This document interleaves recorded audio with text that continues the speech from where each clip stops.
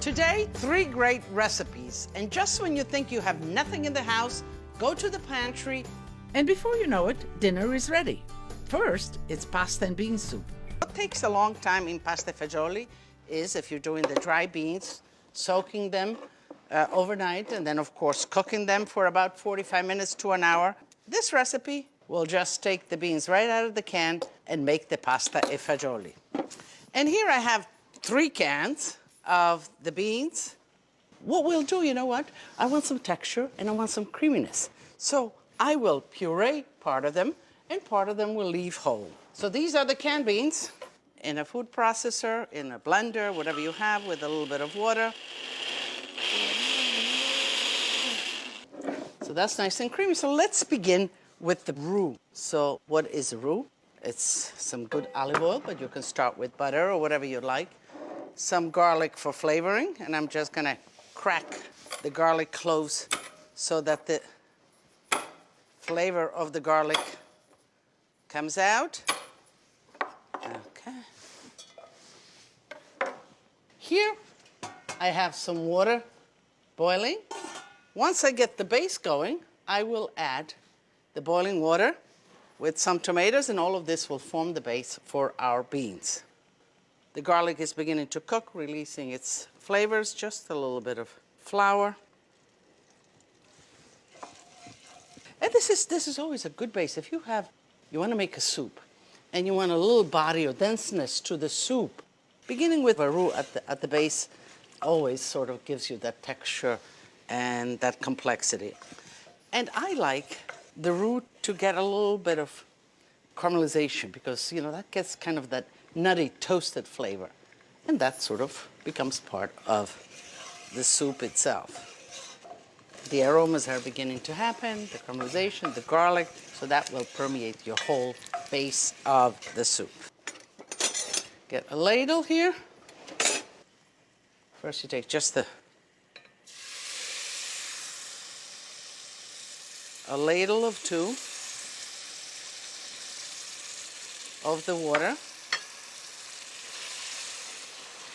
And you sort of break up the roux into a creaminess. You can see how nice and creamy it gets. That's the base of the soup. But when we add a lot of liquid, it sort of dissipate and it'll become thin, but still will be quite good. So let's put the water in.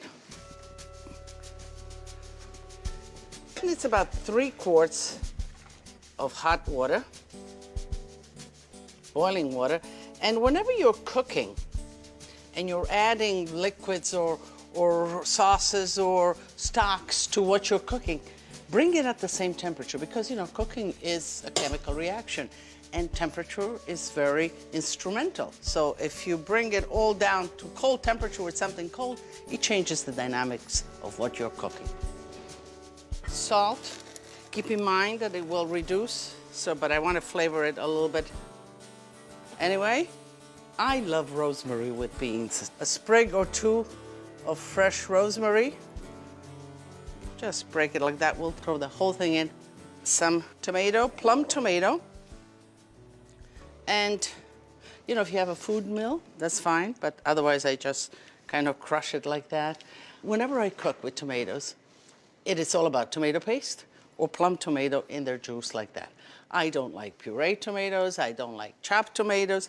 I don't like those because I don't know what I'm getting. Here I can see what I'm getting, and you can even taste, you know. It's a good habit to get into when you open a can of tomato because a lot of you ask me, says, okay, what's the best tomatoes? What's the best tomatoes? Well, you know, taste it. Taste it. So what should you taste? A nice acidity, a clean tomato taste, a sweetness underneath, and no bitterness, none of that kind of metallic taste. Nice, fresh tomato taste. We'll put that right in there. Now, as far as spiciness, you can go 2 ways. You can go with the fresh ground pepper at the end, or a little peperoncino right now, which I don't mind. Let's add the pureed beans.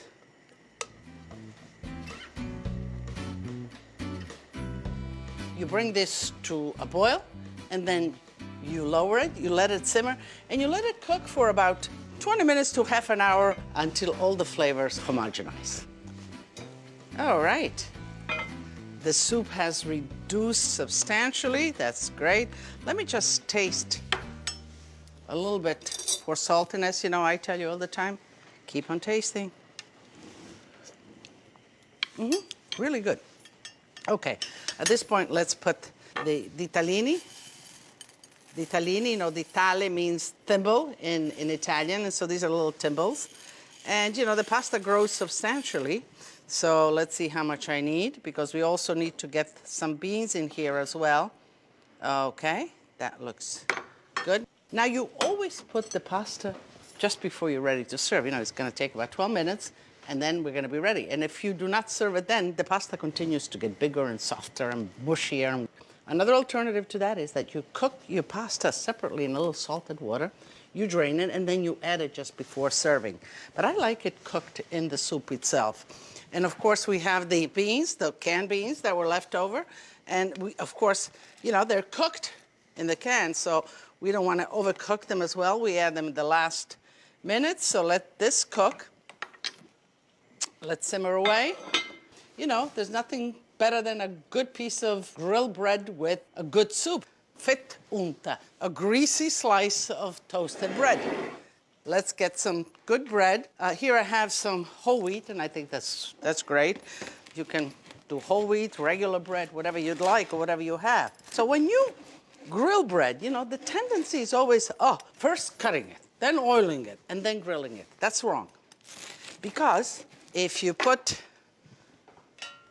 the oil on the bread and then you put it in the pan like this, you're actually burning the oil. You're changing the flavor of the oil. So first grill your bread. That's number one. While it is grilling, you can put the weight on it, but you got to be careful because it burns quickly here. Olive oil.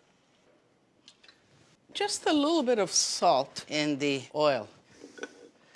Some good garlic cloves cleaned, because we're going to rub the bread with it and just crack them a little bit. Okay. We are ready to go. Let me see the soup. That's bubbling away. We had the rosemary branch, if you will, floating around. I'm trying to... Got it.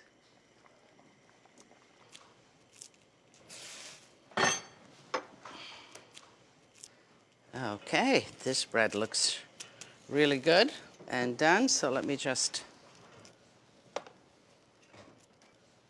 And while it is still warm, what you do is you take the garlic, just like that, the crush, and you rub the bread.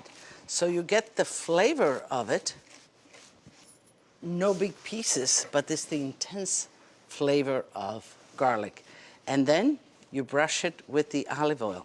So it's the nice and freshness of the olive oil. You know, you get all of the fruit, all of the aromas, without altering it by grilling it or giving it that burnt kind of effect. And you continue to do so. This is the proper way of doing fettunta. If you were in Tuscany, this is what they would do. And it's easy for you, and it is just delicious and will go great with the soup.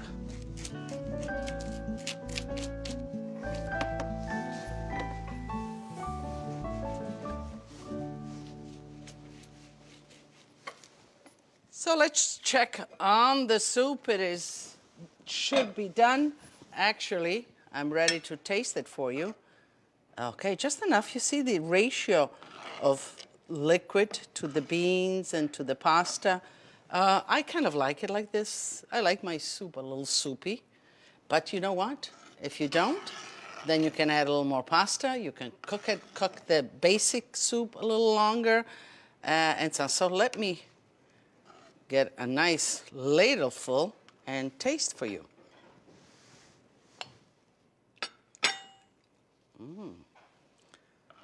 That looks really good. And you can see, out of your cupboard.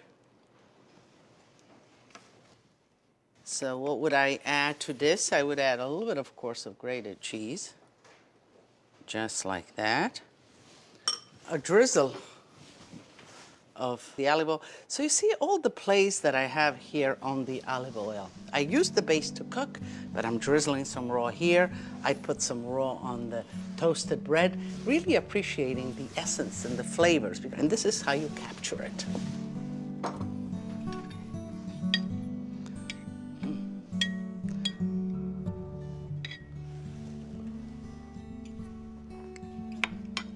It's really delicious. You know, it's heartwarming. I love soups. And if you can combine pasta and soups, I love it even better because I get two of my favorite things. And this is so simple, so straightforward, from the cupboard, and very economical.